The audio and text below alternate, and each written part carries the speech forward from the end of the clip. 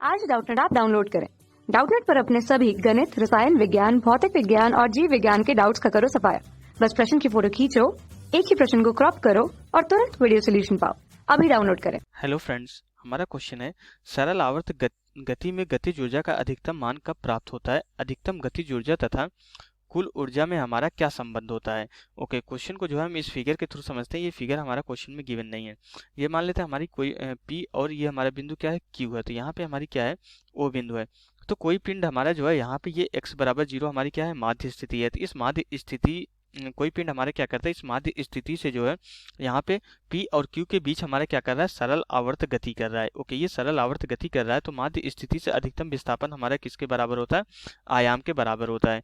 Okay, तो मान लेते हैं हमारा जो है कोई कण जो है किसी क्षण हमारा क्या होता है, यहाँ पे जो है ये y दूरी विस्थापित होती है। यहाँ पे हमारा जो है y विस्थापन इस विस्थापन पे आता है। तो यहाँ से जो है इसके माध्य स्थिति से जो विस्थापन हम कितना मान लेते हैं, यहाँ पे ये y के बराबर मान लेते हैं। ओके, तो अब क्वेश्चन में क्या बोला जा रहा है कि हमारा अभी कण हमारे यहाँ पे आ गया है।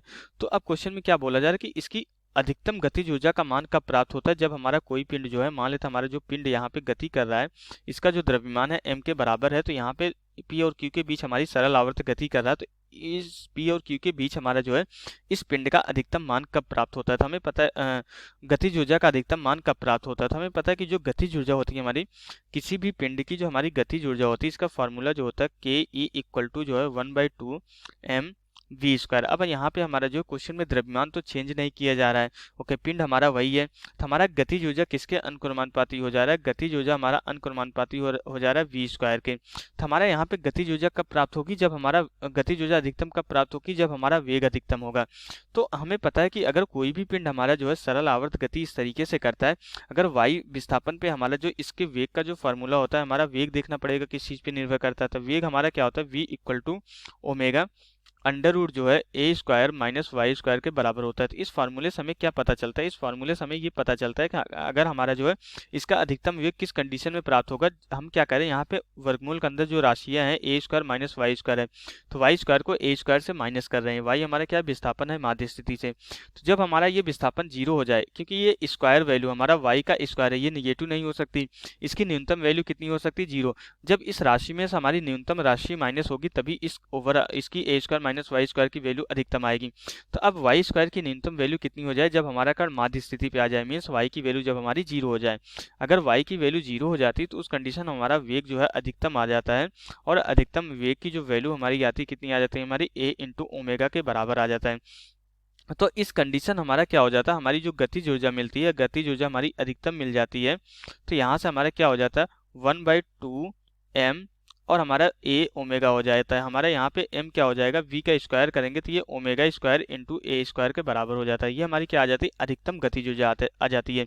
और ये हमारी कहाँ प्राप्त हो रही है, अधिकतम गतिज ऊर्जा कब प्राप्त हो रही है, जब हमारा पिंड कहाँ पे आ जाता है, माध्य स्थिति पे। जब पिंड जो है हमारा माध्य स्थिति पे आ जाता है तो उस कंडीशन हमारी क्या प्राप्त हो रही है, अधिकतम गतिज ऊर्जा। ओके, माध्य जब पिंड हमारा माध्य स्थिति पर है तो उस कंडीशन हमारी जो है अधिकतम गतिज ऊर्जा प्राप्त हो रही है। तो यहाँ पे हमारे पहला क्वेश्चन हमारा सॉल्व हो गया, गतिज ऊर्जा का अधिकतम मान कब प्राप्त होगा, जब हमारा पिंड जो है माध्य स्थिति से गुजरता है, तो उस कंडीशन में गतिज ऊर्जा अधिकतम होती है। अब अगला क्वेश्चन क्या बोल रहा है कि अधिकतम गतिज ऊर्जा तथा कुल ऊर्जा में हमारा क्या संबंध होता है। तो हम कुल ऊर्जा को कैसे कैलकुलेट करेंगे, हम कुल ऊर्जा को कैलकुलेट करेंगे, हम जो है गतिज ऊर्जा प्लस जो है स्थितिज ऊर्जा के जो है योगफल के बराबर ही कुल ऊर्जा होती है। तो हमारे क्या होता है कि पूरे सरल आवर्त गति के दौरान हमारे क्या होता है, ऊर्जा संरक्षित रहती है। मीन्स हमारा जो है माध्य स्थिति से गुजरते समय हमारा क्या होता है, गतिज ऊर्जा स्थितिज ऊर्जा और स्थितिज ऊर्जा गतिज ऊर्जा में इस तरीके से परिवर्तित होती रहती है। ओके, लेकिन हमारी कुल ऊर्जा नियत होती है। अब कुल ऊर्जा कितनी होती है, तो हमारा जो है अगर यहाँ पे माध्य स्थिति से विस्थापन y है, तो उस कंडीशन जो हमारा गतिज ऊर्जा होता है हमारा कितना होता है, गतिज ऊर्जा हमारे क्या है 1/2 m वी स्क्वायर है। तो वी हमारा क्या है omega a square under root a square minus y square है। तो मीन्स हमारा m ओमेगा स्क्वायर इंटू हमारा a square minus y square के बराबर होता है। और हमारी जो स्थितिज ऊर्जा होती है वाई विस्थापन पे कितनी होती है, 1/2 m जो है ओमेगा स्क्वायर इंटू हमारा कितना होता है, वाई स्क्वायर के बराबर होता है। जब हम दोनों को ऐड करते हैं तो जो हमारी जो है कुल ऊर्जा कैलकुलेट होकर आ जाती है, हमारी कितनी आ जाती है 1/2 m ओमेगा स्क्वायर कॉमन लेने के बाद यहाँ पे हमारा a square minus y square बचेगा, प्लस हमारा क्या है यहाँ पे वाई स्क्वायर है। तो यहाँ से ये हमारा वाई स्क्वायर कैंसिल हो जाता है प्लस माइनस की वजह से, और हमारा यहाँ पे जो कुल ऊर्जा कैलकुलेट हो जाती है हमारी कितनी हो जाती है, कुल ऊर्जा हमारी 1/2m ओमेगा स्क्वायर इंटू ए स्क्वायर के बराबर है। तो यहाँ पे हमारी जो गतिज ऊर्जा अधिकतम आ रही है इसको समीकरण 1 मान लेते हैं, और हमारी जो कुल ऊर्जा आ रही है समीकरण 2 मान लेते हैं। तो समीकरण 1 और 2 को देखें तो हमारा 1/2m ओमेगा स्क्वायर ए स्क्वायर 1/2m ओमेगा स्क्वायर ए स्क्वायर। तो इसलिए हमारी क्या हो रही है कि हमारे दोनों में जो संबंध आ रहा है ये बराबर का संबंध होगा। मीन्स हमारे यहाँ पे जो है अधिकतम हमारी जो है गतिज ऊर्जा और हमारा जो कुल ऊर्जा का संबंध होता है, कुल ऊर्जा का जो हमारा अनुपात होता है, मीन्स हमारा 1 के बराबर होता है। मीन्स हमारा कौन सा संबंध आ रहा है यहाँ पे, बराबर का संबंध मिल रहा है हमें। गतिज ऊर्जा, अधिकतम गतिज ऊर्जा और हमारा जो है कुल ऊर्जा क्या होती है, हमारी जो है बराबर होती है।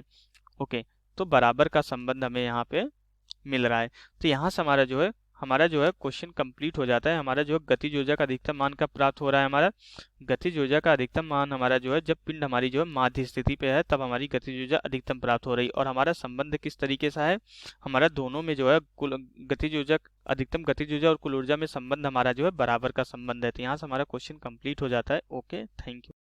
कक्षा 6 से 12वीं से लेकर नीट, IIT, JEE वो एडवांस के लेवल तक 1 करोड़ से ज्यादा छात्रों का भरोसा। आज ही डाउनलोड करें डाउटनेट ऐप या व्हाट्सएप करें अपने सारे डाउट्स 8400 400 400 पर।